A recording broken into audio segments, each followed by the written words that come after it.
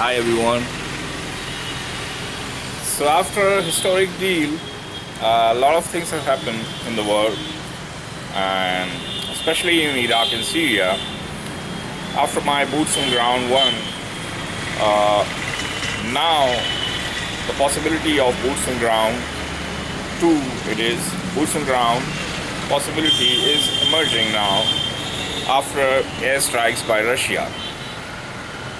Well, airstrikes were on there for a year, everyone knows, but the kind of results Russian airstrikes obtained after just 2 weeks, in a week or 2 weeks, it's remarkable. It's remarkable. The kind of performance their airstrikes and their jet bombers and bomber jets and their missiles, caliber missiles, achieve. The kind of performance they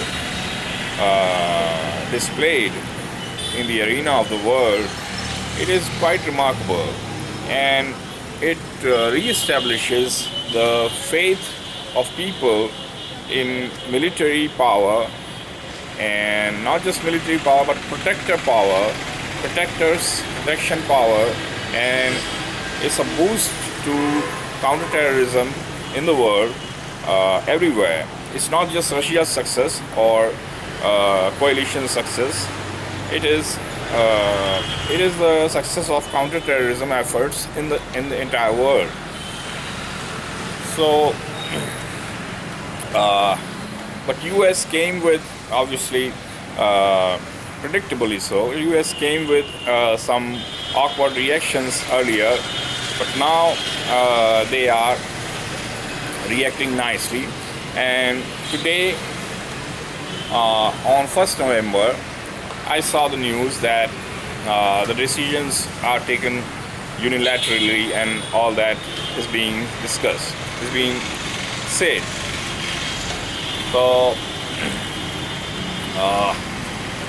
what to say about airstrikes? Everyone knows what happened. I would rather point your attention on, I'll rather zoom in on the fact that was stopping US from entering into Syria. That is the adamancy to remove Bashar al-Assad, the leader of Syria, from power, and also the object of removing ISIS from there without using Syrian forces, Syrian armed forces, Syrian army. That was the nail that was not that was tough to remove. You know, it is difficult to fight in a country without its army, or rather against its army, and they were going to fight with Syrian army as well as ISIS, the opposite forces, and also the rebel groups were there. But rebel groups were all kinds of rebel groups were there. They were called moderate, but they were anything but moderate. They could be possibly they could be helping or surviving in the same ground with ISIS. So it's difficult to say. So I was saying that those so-called moderate groups, their orientation is not that proven, whether they are of believers in radical Islam, or they are progressive and secular. They are not secular at all, but they are going to be surviving. They are surviving in the same ground where ISIS is reigning. So naturally, they cannot fight against ISIS that freely, and they do fight with Syrian forces, Syrian army. So how can and so that was the fundamental reason why American strategy was criticized so much. this is why they were going to remove Bashar al-Assad before the war has ended. So it was a bit too early to even assert when you need intelligence info from Syrian army, Syrian security forces about their targets. So see, the other rebel groups which were called moderate, they were anything but moderate, it seems, and possibly that their orientation is towards radical Islam. So perhaps they were, in a way, if not opposing, if not fighting with ISIS, naturally not fighting with ISIS, but fighting with the Syrian army forces. And if we are taking Syrian army with our forces, Irani militia joined in, Lebanese Hezbollah joined in, and Syrian army was main pivotal role it was playing. So if we are fighting together with Syrian army, how can we let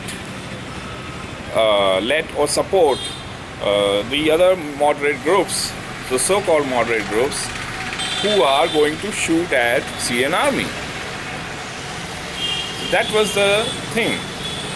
So it was criticized that earlier that they were not targeting ISIS targets, or they were just fighting with anti-Bashar al-Assad forces there on the ground. But they had to do it. If they are supporting Syrian army, they have to do it. They have to clear the ground. And so now it seems like the new Syrian army, new Free Syrian Army, is now being supported by the latest boots on ground, 100 boots on ground of 50 special forces in northern Kurdistan, of northern Kurds area of Syria. They are going to be supported by but I don't know yet that they are going to be supported by special ops, special forces or not. But America is supporting Free Syrian Army at least. But other groups like Jabhat al-Nusra and all that, they were not moderate groups. They were all Al-Qaedas. They were supporting ISIS. So now Bashar al-Assad should not contest in the election because he didn't do anything since 2011, and since the civil war started with some groups and ISIL became ISIS, and so Bashar al-Assad's performance was very bad. In the last phase of it, Syrian forces fought bravely for Aleppo and Idlib and other regions, western regions, and everywhere they are going to fight nicely. So, but still, the problem that is preventing Syria's security and jeopardizing Syria's people's lives and putting a question mark on all strategies. If there's just one person is the reason for that, then that person should not be so tenacious. Should just walk away from it, and he should not contest in the election. That's what I feel. And apart from that,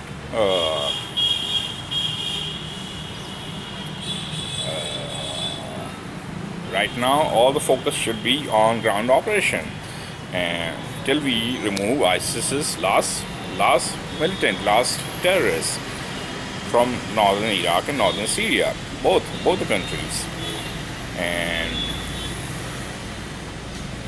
the boots on ground, the ground troops should be of allied forces, coalition forces, the local coalition forces, the Arab coalition and coalition, or the Russian coalition, the so-called bad guys fighting with bad guys, and it's like a movie. Watch my words. It's like a movie. It's gonna give a lot of movie ideas to Hollywood. This war is the most interesting war in this region, and apart from this, what I was going to say is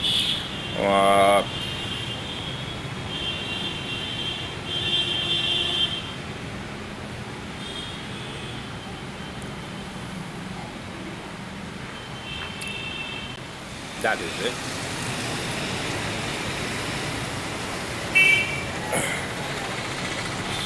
So anyway, now it's on track. It's on right track. Now there are a lot of positive aspects of this battle is also there.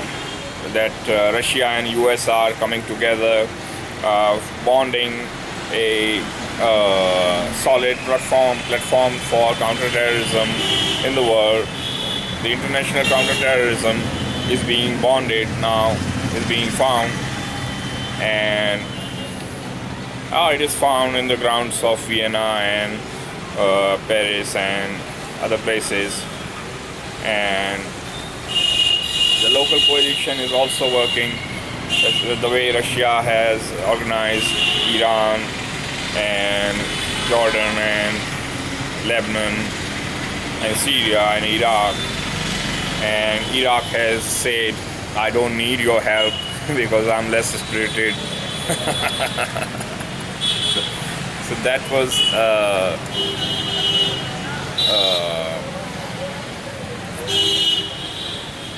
there was a low point in any case, but now it's okay. Now it's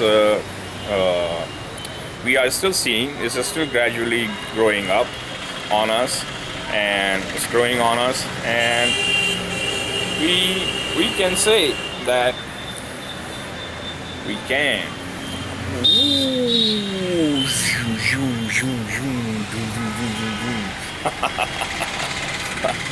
Nice firework by Russian Air Force, and the guided missiles shot from Caspian Sea. So they are good. Some 100 airstrikes in a day, 64 airstrikes in a day, and 298 airstrikes in 3 days. That's quite costly.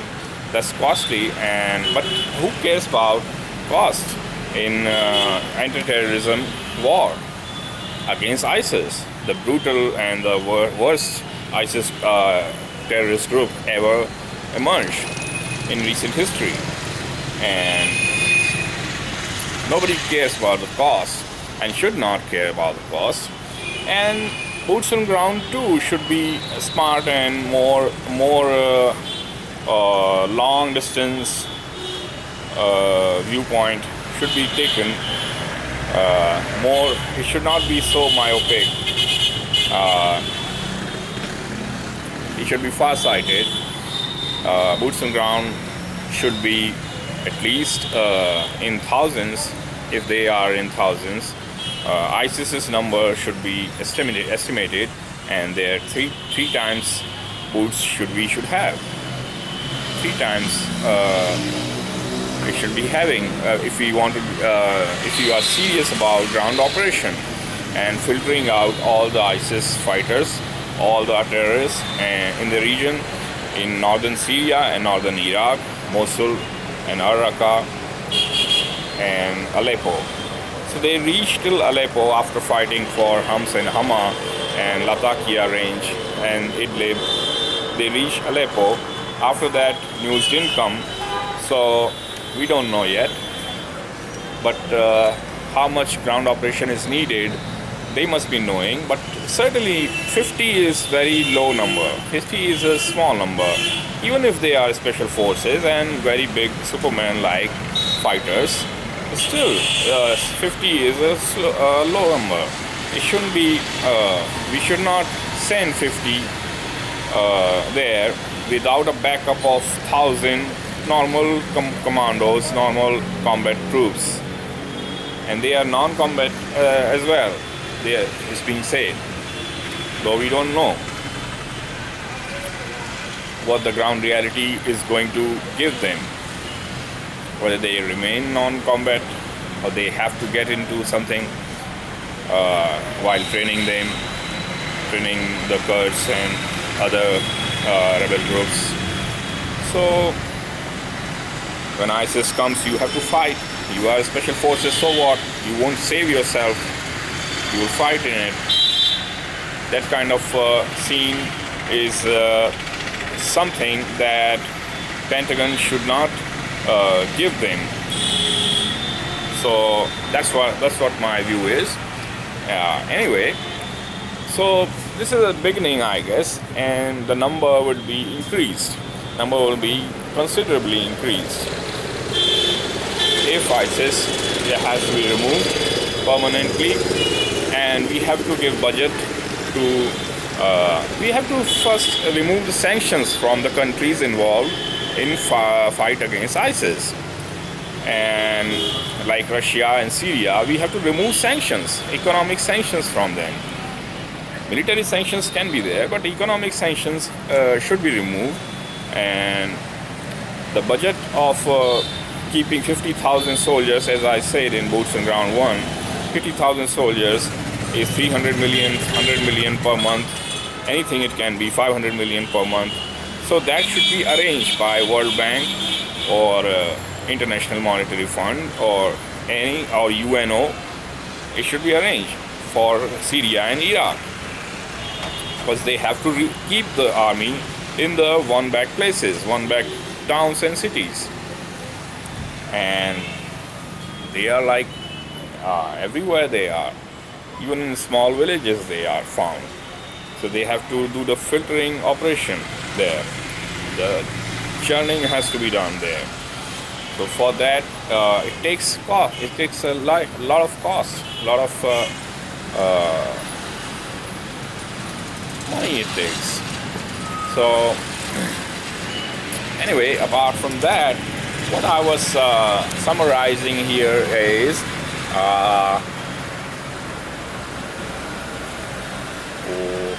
that is it, I guess.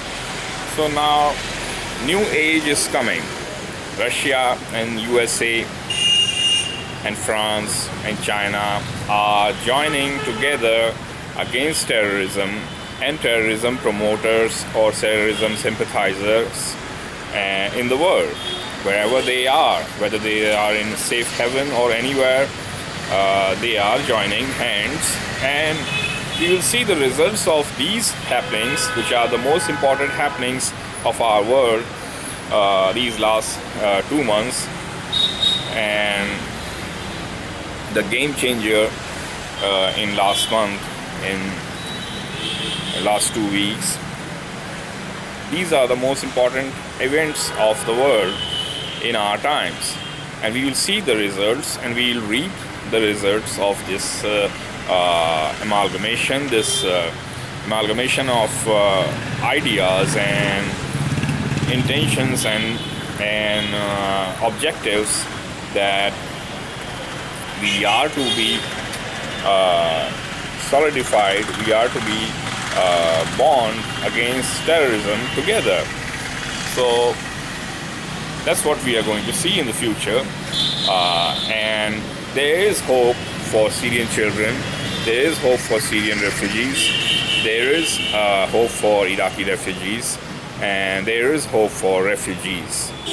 There is hope for those weak people who cannot fight, but who can just wait for the God to shower His blessings on them. And it's happening now. You see it. Okay. And apart from this, the refugee crisis of Europe and its security aspect, apart from the philanthropic aspect, that should be discussed in a separate video. Today, Boots on Ground 2 is ending here, and with the hope that Boots on Ground will be, the ground operation will be smart and lavish. We have to show the world that how much we spend, how much we care for counterterrorism against ISIS-like groups, how much we care for against Al-Qaeda-like groups. So we should lavishly come into it and do nice, like 50,000, 1 lakh, 100,000, 200,000 troops, combat troops, and find ISIS everywhere. Then keep that force unified, unitize, keep that force's unity intact, and bring them wherever they are needed, whenever they are needed. Okay, so this is Manish Srivastava for A Voice Against Terror, for my own channel on YouTube. So this is it. Bye bye.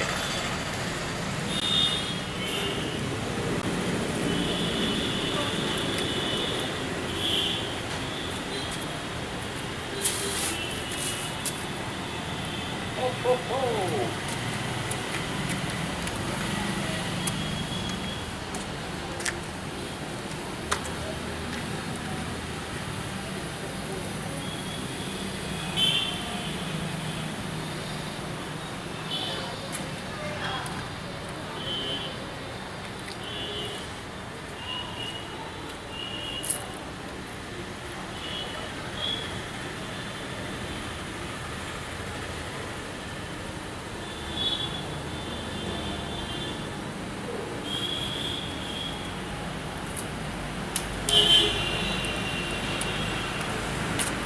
Go!